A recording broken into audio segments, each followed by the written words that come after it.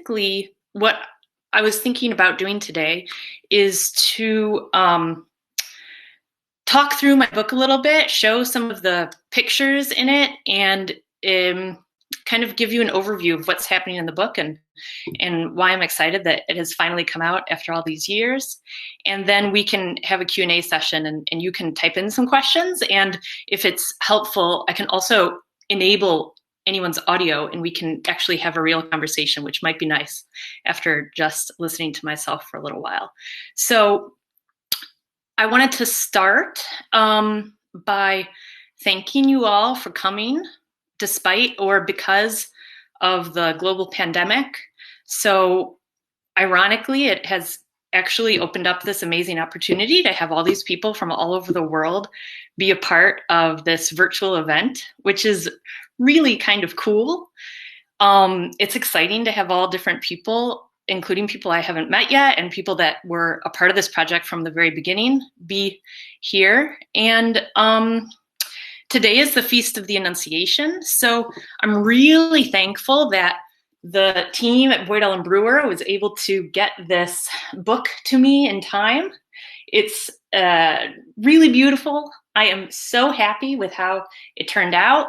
There's all these beautiful photos in it. And really, I have the editor at Boydell and Brewer, Caroline Palmer, to thank for that, and also the production team who has been helping me to make this book really,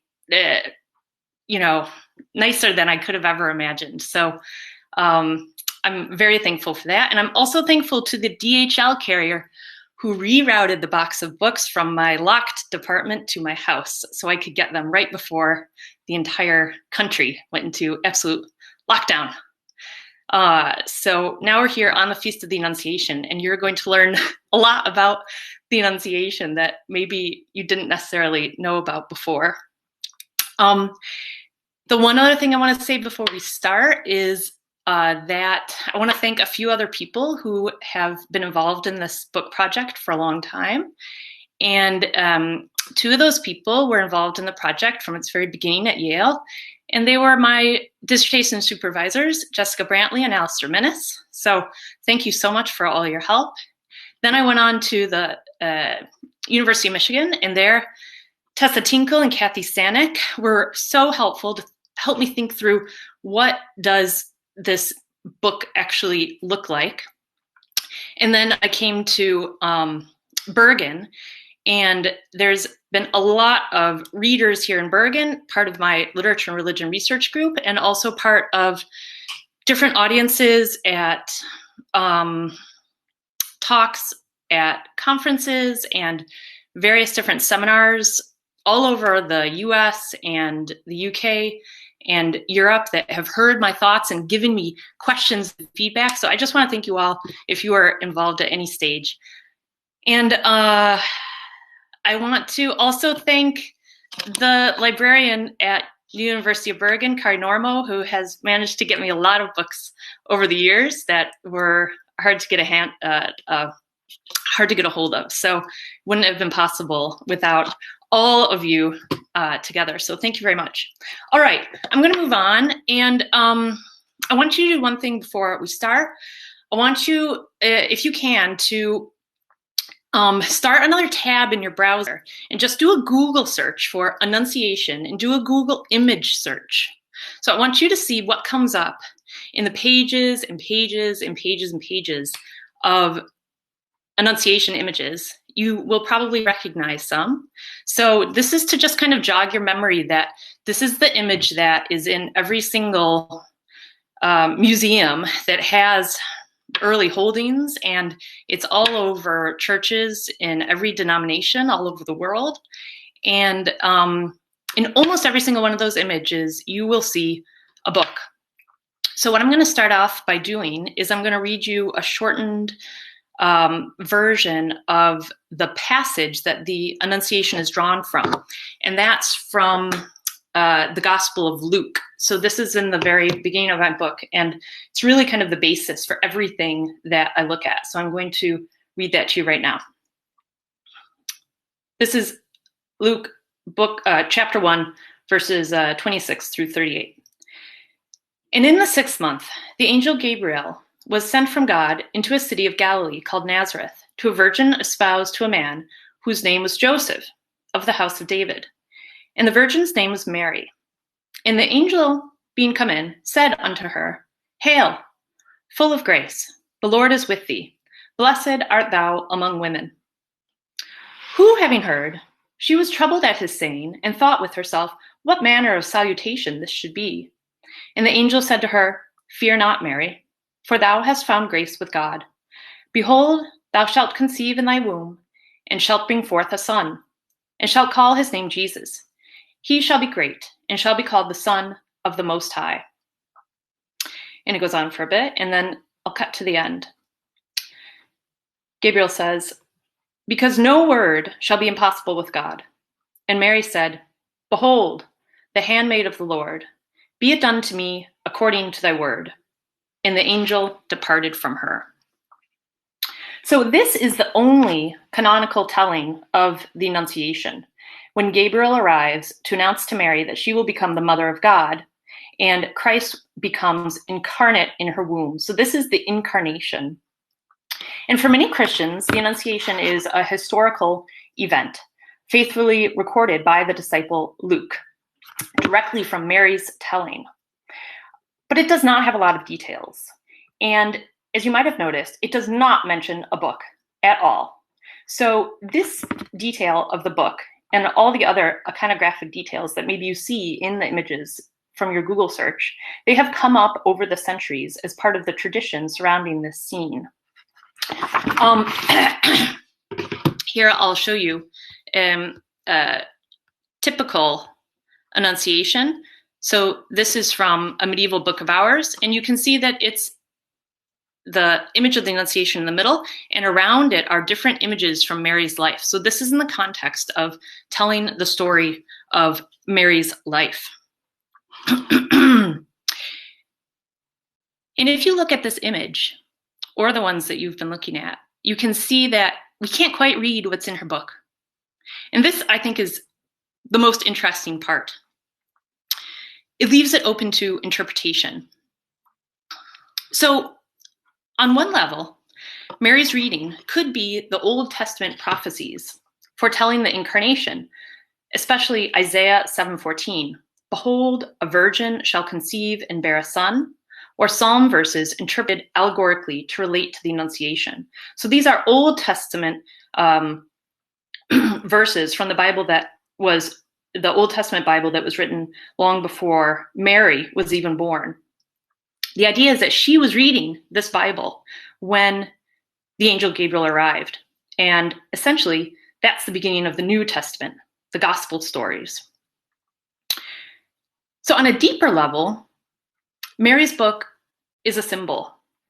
It represents the belief of Christ as the Word of God, as verbum or logos. Because Mary gave her flesh to Christ, Mary's book represents the Word conceived out of her body, the book of Christ on which the world can be written, and the New Testament conceived out of the Old. So her reading represents not just these specific prophecies that connect to the incarnation, that foretell the incarnation, but also the entire idea that you can interpret the Old Testament in order to understand the New Testament. That the whole Old Testament is a foreshadowing of the coming of Christ. Now, all this theology might seem kind of esoteric. Do we really need to know all of this? Is this really just for theologians? But actually, it was really crucial to understanding how religion and how interpretation worked for medieval Christians in general. Because the idea, and this is a kind of Augustinian, this is from Augustine, is that because Christ becomes incarnate, because he takes on, the God takes on human form, that means that the spiritual can take on the literal. So anything that has a kind of spiritual meaning or an allegorical or different layers of interpretation can happen because of this moment where Mary becomes pregnant with Christ. And this ends up being a really important kind of foundational idea for medieval belief and for Christian belief in general. So what's interesting is that when medieval readers held a book like the one that's in this image in Figure 1, they looked a lot like Mary. They were holding a book, just like Mary. It kind of acted like a mirror. And that sense of reflexivity is really crucial. So because the Virgin saw herself reflected in the prophecy, Isaiah's prophecy, behold, a virgin shall conceive and bear a son, she saw herself in this prophecy. And in the same way, medieval readers could see themselves in Mary. They could look at her like a mirror. So just as Mary's book merges with all books, so does the conception of Christ in her reading body offer a model of transformative reading for all bodies. She conceives physically, spiritually, and intellectually. And this opens up the idea that any Christian can also conceive Christ in their soul, which was really kind of a crucial idea for how to be a Christian. In many ways, devotion centered on the Annunciation, with its combination of divine embodiment and Mary's self-reflective reading, becomes a way of producing identity.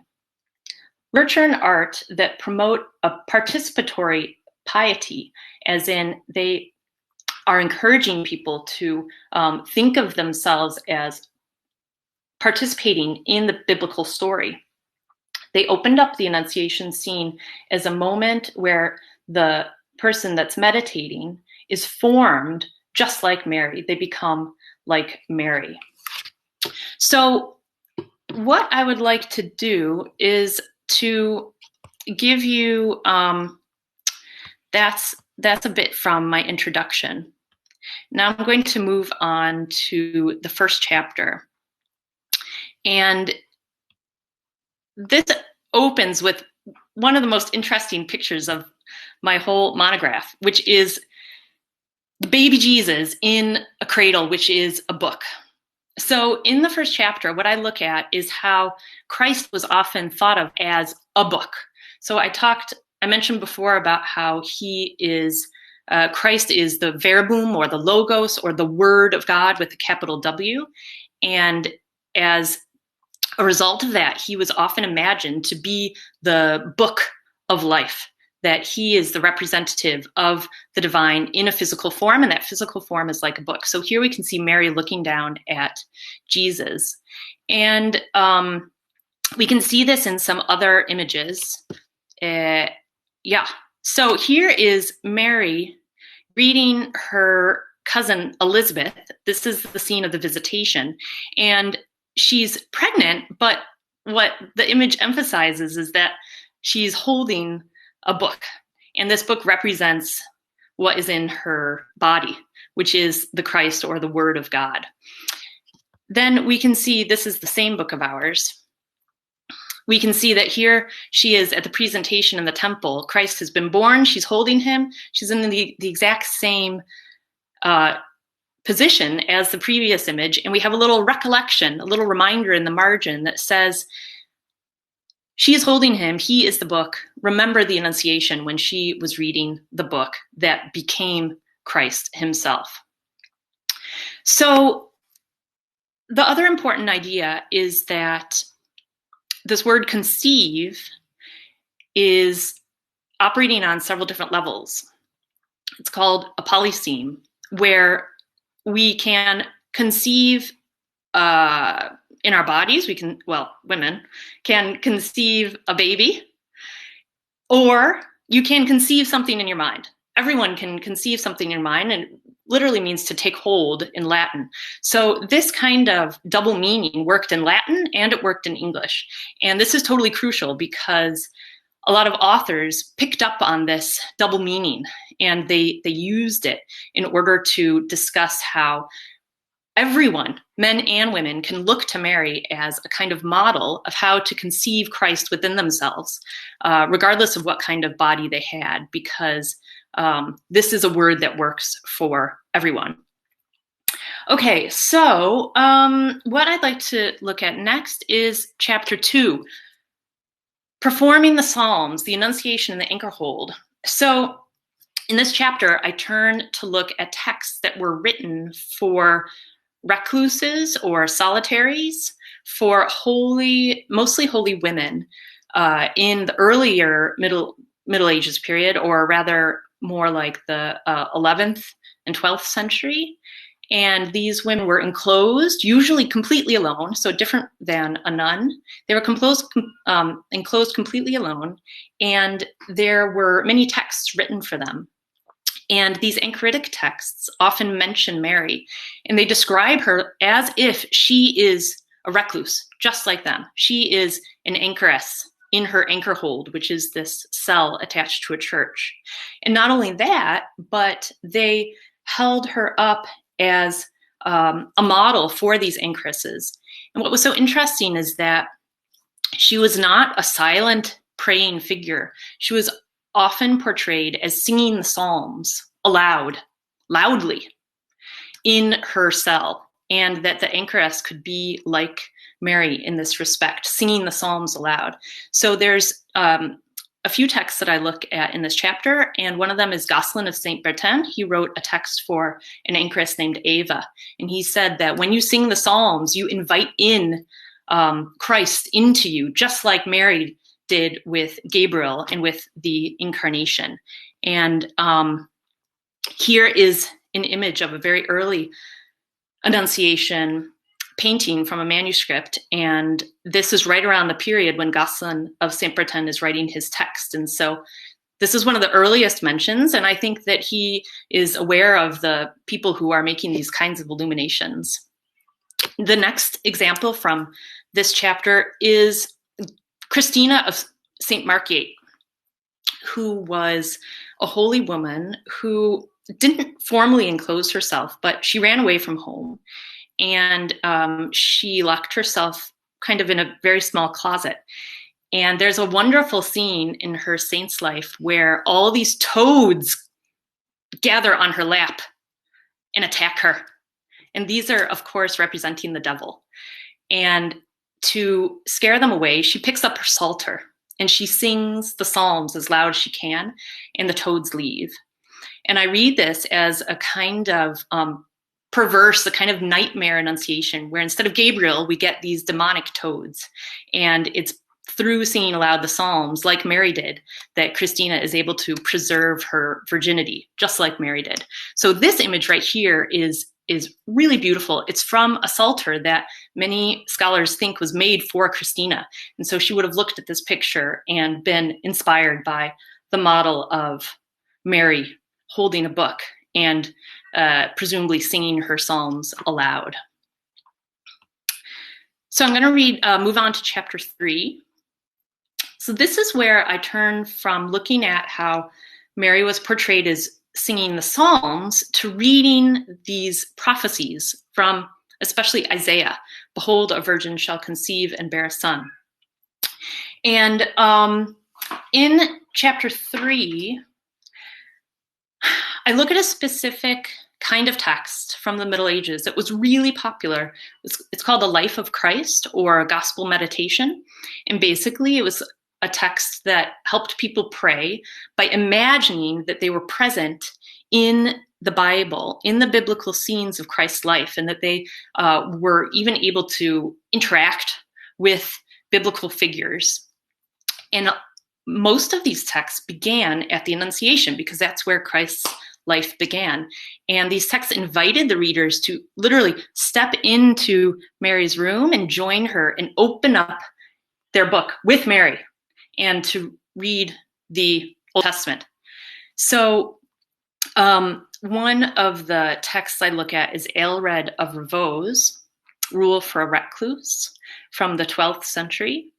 And he encourages his readers to do just this. These are women, enclosed readers, and he says, go and step into Mary's room, which is just like your room, by the way, and read aloud the Old Testament prophecies with her.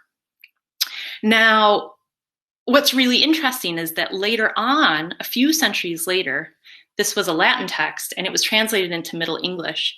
And by the late 14th and early 15th century, it was somewhat controversial for anyone, especially a woman, to be reading the Bible by themselves. And reading a vernacular Bible was very controversial. And so a later translator took out this detail and just had Mary in her room waiting, but no book. And this shows that the book is actually quite important. If it was important enough to take out, then it was important for readers to see that model of someone reading a Bible with no priest helping and no one mediating. So I look at the representation of this scene in this genre in chapter 3. And in that way, it's a kind of history of literacy and a history of women's literacy, especially.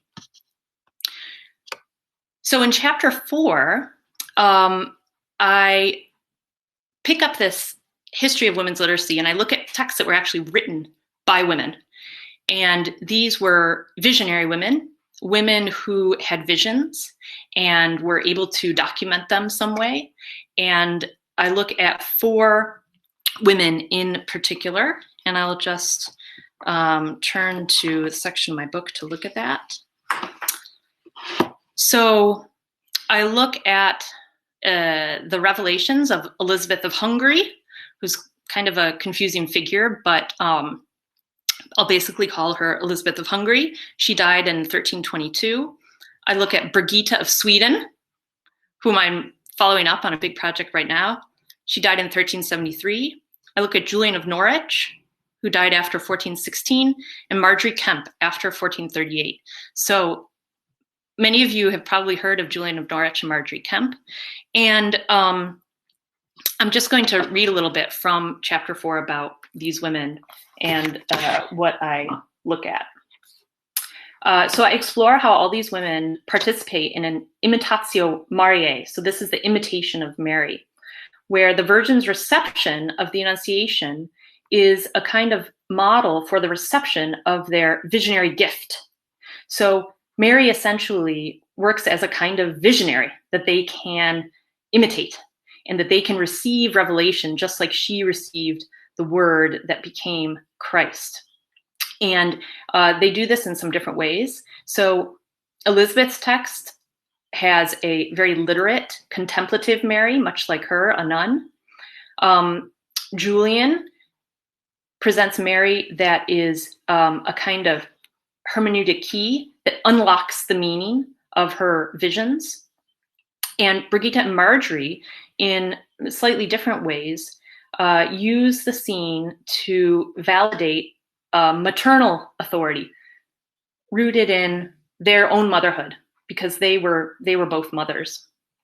And that for all these visionary women, their identity as visionaries is confirmed by Mary's holding this book, this representation of the divine coming down and becoming a physical book object. That is how they justify having their own visions put into a book themselves. So they really see her as a kind of mirror for themselves as authors. So let me go on to chapter 5.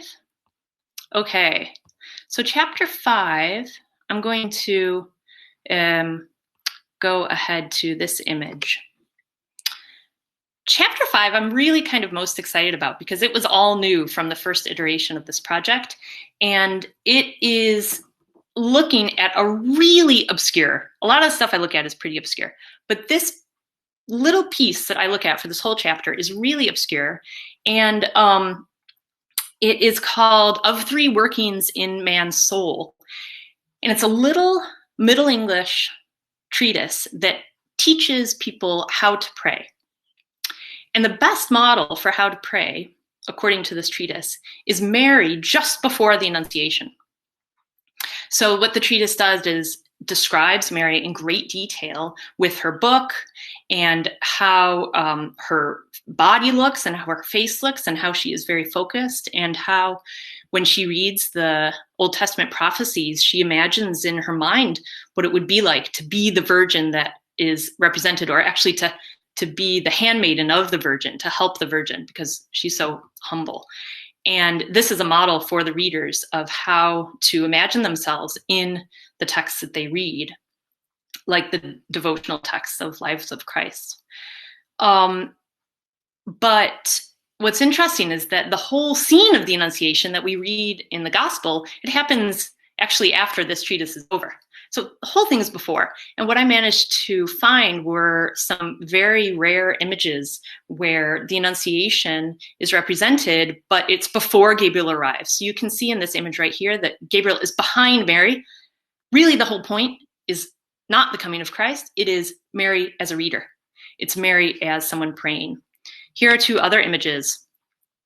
These are showing Mary teaching a woman, the woman who had commissioned these books, how to pray and read, just like her. So there's really a kind of physical mirroring here.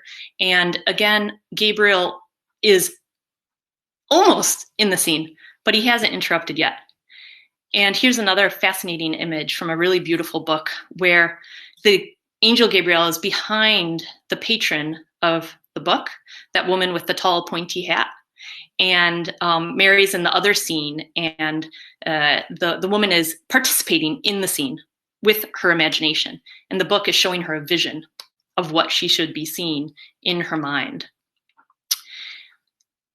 And in this piece, you can see where Mary and Gabriel are up at the top, and down below you have the recipient of the book who is looking up at Mary and resembles her very much. And Mary is looking down at her. She's not concerned at all with Gabriel, which is quite fascinating.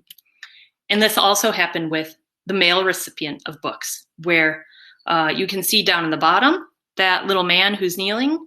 This prayer book was intended for him, and he is looking up at Mary. But it's interesting because Mary is not looking down at him. So in that chapter, I argue that representation is important, that actually women are seeing themselves represented in Mary in these books, and they see themselves as people who could pray with books.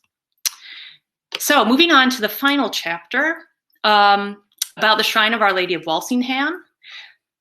Walsingham was, let me just take a look at this. Let's see here. So the Shrine of Walsingham claimed to be a recreation of the actual house where the Annunciation happened in the Holy Land. And the story is that a woman in the 12th century named Rochelda de Faverches received a vision from Mary about the Annunciation house, and she went and tried to have it built. This story is in a poem called the Pinson Ballad. Now, the problem is that every time she tried to have it built, it didn't work. Guess who could save the day? Obviously, the Virgin Mary. The Virgin Mary interpreted the vision for her so that the house could be built. And it turned into a shrine which was incredibly popular for hundreds of years. And in this chapter, I try to argue that the book is so important for this shrine. And we know that because of some pilgrim badges that show Mary reading with her book at the Annunciation in figures 14 and 15. And also there are some nearby churches which have a lot of Annunciations with her reading a book. And why is this important for the shrine?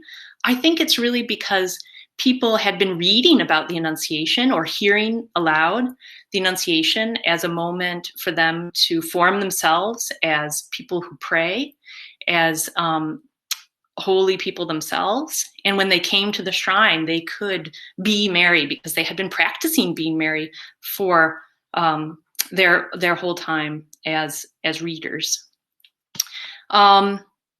So I finished the book by looking past the Reformation. And the Reformation in the 1530s in England was pretty devastating because a lot of things were destroyed. And there was a lot of critique of Mary, but the reformers could not get rid of the Annunciation because, after all, that's when Christ arrived. And so the Annunciation continued as an image. But a lot of the emphasis on Mary was taken off, and she was made more domestic and not quite as intellectual as she had been for the previous centuries. And I finished by taking a look at this really interesting text from 1635, where this Anglican, so the Protestant English church, an Anglican named Anthony Stafford, has a life of the Virgin, which is pretty unusual because you could kind of get in trouble for doing things that were too Catholic, and Mary was seen as a very Catholic figure. And he says all these medieval treatises describe her as very learned, and they describe her even as a prophet. And I think that this is an important part of our tradition. And he came under some critique for that. But it shows that some people still knew about this tradition, but by and large, it had kind of died out. And it has kind of died out today. A lot of Catholics and a lot of people who are interested in Mary don't really know that she has a past as an intellectual and as an exegete and as someone who's very studious. And I think this is actually a really important part of the history of the Christian religion. So that's my book. I would love to hear any questions.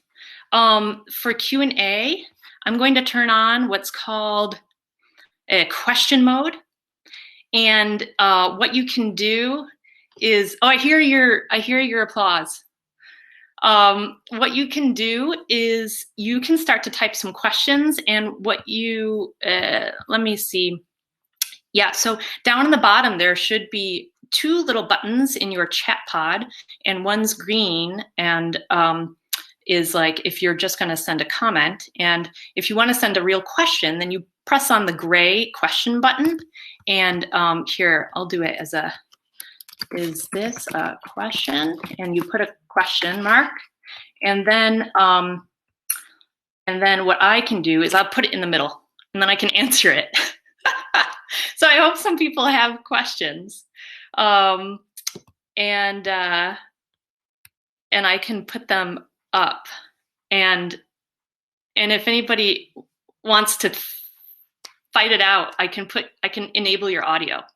So I'm just keeping an eye on this to see what, if any questions come up. So, yes, so just type in your questions and put a question mark at the end, and they'll be automatically tagged as a question. And then I can put them in the main screen and answer them. Okay, so here we have a question. I'll take Julia's question first, and then Diane, if you want to write up your question, I can take it next. So Julia's question, can you talk about the codicology of Mary's book? Are there significant features or patterns? What can we learn from images of her book about codicology? This is a really interesting question. I did not plant this question, but I probably could have. So one thing we see, especially in a very famous Annunciation image called the Marode altarpiece, which you may have seen in your Google images from the cloisters, is that sometimes Mary is represented with scrolls next to her instead of a codex that opens like this, or in addition to. So the scrolls represent the Old Testament, which were almost always thought of as scrolls like the Torah, and the New Testament is a book. So it's often shown that she has both in front of her because she is the bridge between the Old Testament scrolls and the New Testament, which is the Codex. And sometimes if you see her book and it has two columns of text, that is more like what a traditional Bible is represented as. And if it has one column of text, it's a little bit more ambiguous. It could be a prayer book, and you can interpret it how you want. So, yeah, and this is a follow-up question. What is codicology? Codicology is the study of books, of the material objects of books and how they're made and what they look like. So I think that it is really relevant to these images of books over the centuries. Let's see here. Charlotte, you say that a lot of people don't realize that Mary has this long history as an intellectual. What do you think the significance of this revelation could be to scholars of contemporary Mariology, that is a word, or even society more widely? I think it's really relevant. I talk about this a little bit in my book. I think it's relevant because sometimes, well, a lot of modern Christians see Mary just as a kind of way to subjugate women, that she's seen as very passive. And I think this is kind of an alternate history, that Mary was not always passive. Of course, she was sometimes represented as humble and completely subjecting her will to God in the Middle Ages, of course. But she had another side, and this other side is really one of power and of intellect. And I think that it could really open up a lot of new ways of thinking about Mary for modern Christians. Let's see. I hope that answered your questions. Okay. Hannah, is this book for academics or also for a general audience? So I fundamentally wrote it for academics because that is often what first books end up being. I think it could be accessible to all kinds of people, except for some parts I don't translate the Middle English, and so the Middle English might be a little tricky, but I do translate all the Latin, and I translate all the early Middle English. So you could just give it for the pretty pictures, really, if you wanted to. Okay, I'm going to take this next question, and I'm going to get rid of some of these others. Hold on just a second. Okay, Rosemary Hayes. Thank you so much, Laura. Thank you for coming. 2 questions. Can we share this with others to listen again? And regarding Walsingham, my memory of the famous Our Lady of Walsingham image does not include a book, or does it? I'm so glad someone asked this question. So, Walsingham, the image of Our Lady of Walsingham does not include a book. Mary is sitting on a throne, and she is holding the baby Jesus on her lap, and on her other arm she has the sphere. She's the crowned Virgin Mary. She has a crown on, the enthroned Virgin. And what I try to argue actually is that in the Middle Ages, when this shrine existed, it got totally destroyed in the Reformation. Nothing survived, just a few descriptions of it. All the nice stuff got melted down by the king's men. So I argue that there must have been an image of the Annunciation with Mary holding a book in this shrine. It was a totally mandatory part of any kind of Annunciation experience. And so I use those different images of the pilgrim badges and the stained glass to argue that when the pilgrims went into the space, they surely saw a picture of Mary reading a book, and they remembered what it was like to pretend to be Mary when they were reading themselves their other devotional pieces. And yes, you can share this to listen for other people to listen, and I'm going to figure out how to post it. Okay, let's see, Maya, Mua, a question. What are your thoughts about locality? Is the phenomenon local only, or an indication of global widespread usage of the Annunciation? This is a really great question because I kind of have to focus on England for this book. Otherwise, it would have been 600 pages instead of 300 pages, and I would have taken 20 years instead of 10 years to write it. And that said, there are a lot of connections to Europe with England in this time. And I use a lot of images that are from Europe because so many images were destroyed in England at the Reformation. And you can tell that there's a lot of cultural exchange going on. So you can talk about this as a European phenomenon, but there's always going to be local traditions that are going to be really interesting. And I know that other people have done and are doing work on different kinds of local traditions, for instance, in Italy or elsewhere. That is a great question. And let me take another look. I'm going to go to Diane's question. So my question relates to Eleanor Davies, who I wrote about in Secretaries of God. Yes, which is one of Diane's wonderful books, which I really used for this monograph. So thank you for that book. She was a 17th century visionary, and she had an Annunciation experience in which the angel Gabriel appeared to her. She was really interested in interpreting the Bible in terms of contemporary events. So I wonder if she might not be evidence for continuity in the view of Mary as an intellectual. how far into the early modern period have you gone? Well, let's see.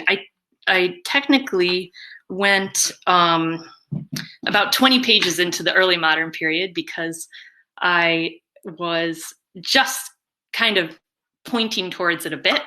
I think this is somebody else's really exciting next project to take up. What happens to Mary in the early modern period in all of these different kinds of prophetic figures? So there were a lot of different prophetic figures in the early modern period, and Eleanor Davies is a really interesting one of them. I absolutely agree that this can be evidence for the continuity of the view of Mary as an intellectual, but I really wonder what the nuances are. How is it different from what came before?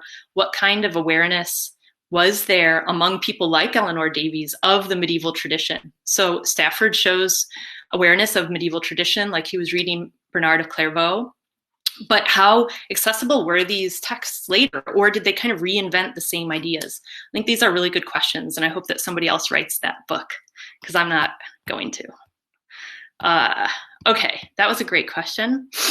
Let's see, I'm just going to take Alexandro's question and then move on. Thank you, Alexandros. Congratulations, Laura. This is really fascinating. I'm looking forward to reading your book.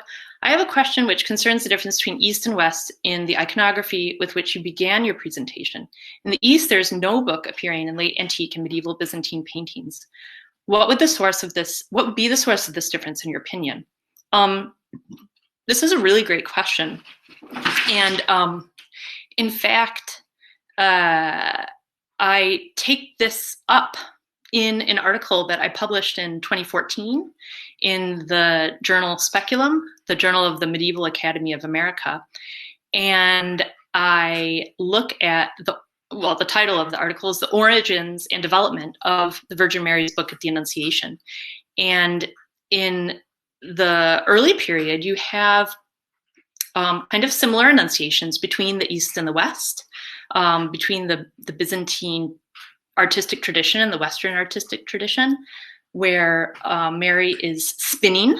And this, again, is kind of a symbol. She's spinning the flesh of Christ out of the Word of God. And this continues in the East, and it really is replaced by the book in the West. So I don't know what the actual answer, what the source of this difference is, but I think one of the reasons why the book became so popular in the West was that in the 9th century, the 9th and 10th century, there was a big reform of the monasteries, the Carolingian reform, which emphasized literacy and access to the Bible and interpreting the Bible. And this reform helped to make the image of Mary reading so popular because she represented the kind of literacy they wanted to emphasize. So that could be part of it, but you can go and read my article and see what else I say, because I'm not sure whether I remember everything. That's a good question. Okay, let's see. I'm going to take Tanya's question and then go to Sarah's question. Okay, publish. Are there representations of Mary reading in any other time, or is it fundamentally linked to interpreting the Annunciation? This is also a great question. Once upon a time, I have a bit about this in my introduction. So there are a few illuminations in manuscripts where Mary is holding a book at the foot of the cross. It's the crucifixion. Christ is on the cross, and there is Mary, and she's holding a book. And so this ties back to the Annunciation. But the most popular other image is when the Virgin Mary is a child, and her mother, St. Anne, is teaching her how to read, which is a really fascinating example of a kind of matrilineal female education within the family. And this image developed much later than the first Annunciation with the book images. And so what I suggest is that if you have the very popular image of Mary reading when she's a teenager, well, how did she learn to read? Maybe her mother taught her. And so then artists began to represent her being taught by her mother. That's a great question. And let me, I'm going to, let's see, what time is it? Oh, I have a few. Okay, I'm going to take Stefka's question about the book, and then I'm going to move on to talk a little bit about the publication process, because I can see some questions about that, which I also do want to talk about. So, Stefka. Intellectual labor, reflexivity, and interpretation is really central to Mary's identity. Yes, that is what I'm trying to say. And to the Christian mentality. Is that an element that was new in the New Testament compared to the Old Testament? Do you see a difference between the Latin and English vernacular text manuscripts with regard to what you've studied? Would be very interesting to see how these things are treated in other vernacular traditions, for example, Old Norse. Yes. So, is that an element that was new in the New Testament? I think so. I think that really this idea of intellectual labor and textuality of having physical texts is, I mean, obviously we have it with the Ten Commandments, but we don't have so much this presence of the Word of God as something that an individual by themselves is looking at. That is totally different from Moses on Mount Sinai holding these tablets up for everyone to see, but rather that here we have someone who is by themselves, must be by themselves, alone, and reading a text and can see themselves in it. And this produces a whole different relationship to how texts work and how the New Testament works. And if I see a difference between Latin and the English manuscripts, yeah, there are definitely some differences, especially because a lot of people in the Middle Ages were very skeptical of having the Bible in the vernacular.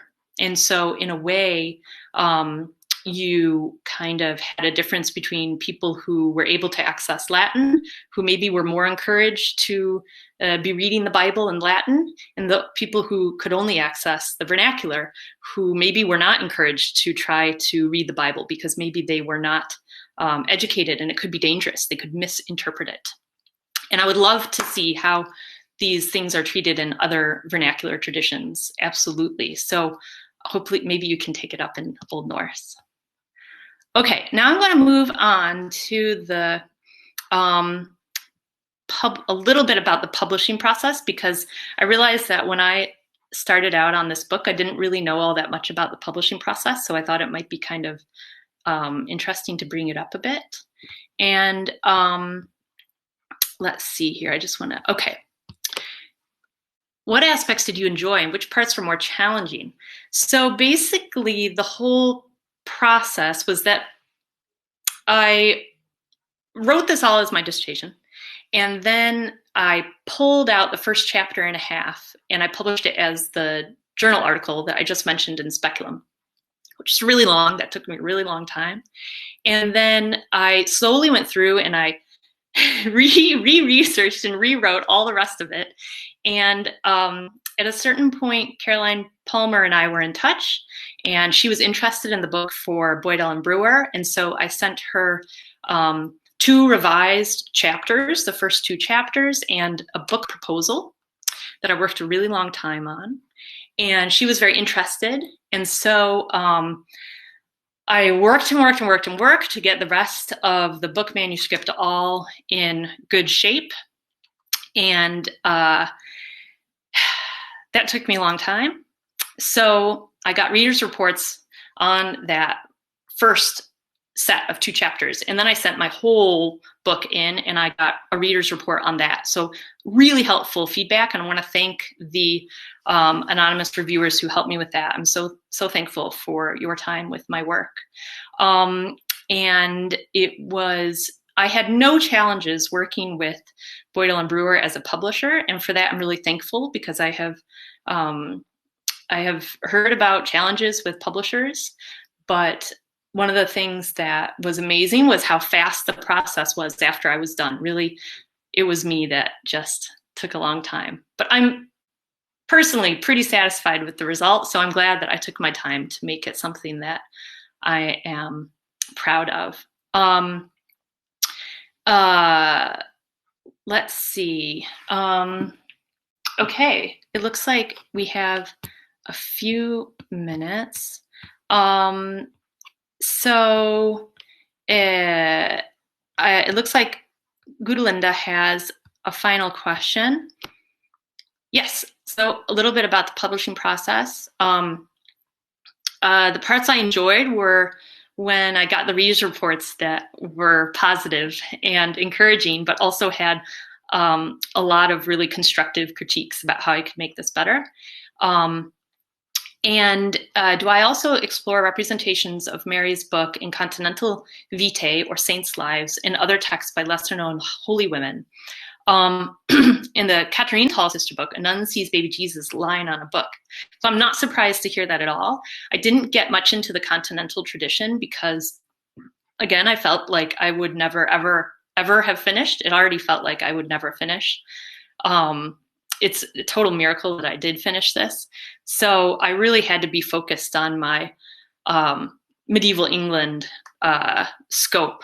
And I included some continental women, visionaries like Elizabeth of Hungary and Brigida of Sweden, because their texts were so influential in England, and they were influential for Julian and Marjorie. So again, this is a really great topic. I really hope that people read my book and then go and look for these themes in other texts throughout Europe and in all different languages, because I would be so interested to see if the same things are happening or if different things are happening, because I wouldn't be surprised if the traditions varied over time and region.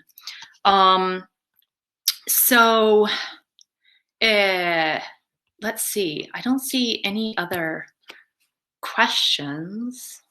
Let me see.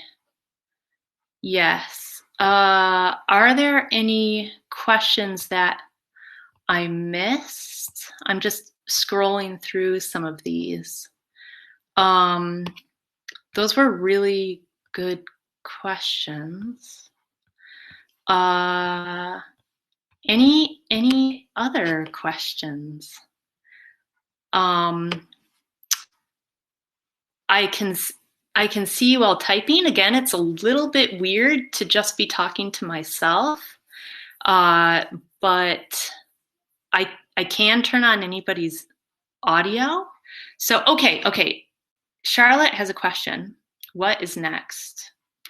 Let's see, Q&A mode, publish. Okay, that is a question that I can handle. What's next? What I've already moved on to is a big project on Saint Brigida of Sweden. So in my book, I look at just a few of her visions, but she had an enormous book of visions, and they were really popular in England. And so my project right now is looking at why were her revelations, why was her book so incredibly popular in England? Why did everybody love it? And why did they copy it and translate it and borrow parts out into other texts and plagiarize it? And what was it about Brigida of Sweden that made her such a celebrity in England? And how did she shape the culture of medieval England for over 150 years? So that's my exciting next project. And you can see it's related, but it's really a totally different topic, because I'm not really looking at the Virgin Mary at all. I'm looking at how visionary women and how women in general could shape culture and be agents in culture. So, okay, are there, I see a question from Rosemary that maybe I can take up in a little bit. Are there any other questions about any part of this? Or I'm just trying to catch up with these little messages over here. And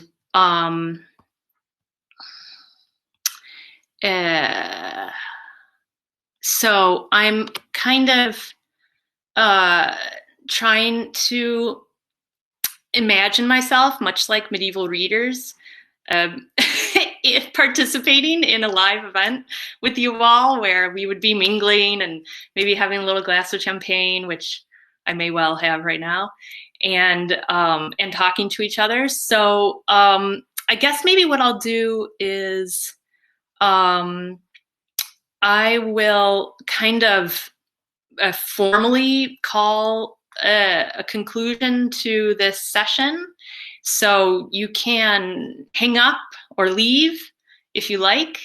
And okay, I just have to say one more thing, that my dissertation supervisors, Jessica Brantley and Alistair Minnis, were here. And so that was very nice to like see you guys, as it were. So maybe in next year, whenever I see any of you again, which could well be 2021, we can actually have a drink. That would be really nice. And so I'm not sure if I can scroll up and see who else had any kind of comments. Wait a second. I have one last thing. I'm going to switch back to the presentation. Hold on just a second. There is a discount flyer for the book. And if you go up in the top right-hand corner of your screen, event board is a button. And if you click on that, you can see that there's 2 documents that you can download. So one of them is the PowerPoint, which you can have if you like. And another is the discount flyer. So if you go to the Boydell and Brewer website, you can order the book with a substantial discount. And there's also an ebook there. And you can also recommend it to your libraries for them to have. That would be really exciting. Okay, I think I'll leave that up. And wow, I'm just catching up with some of these comments. Yeah, so well, maybe I'll just, I'm hearing the applause. I'm hearing it.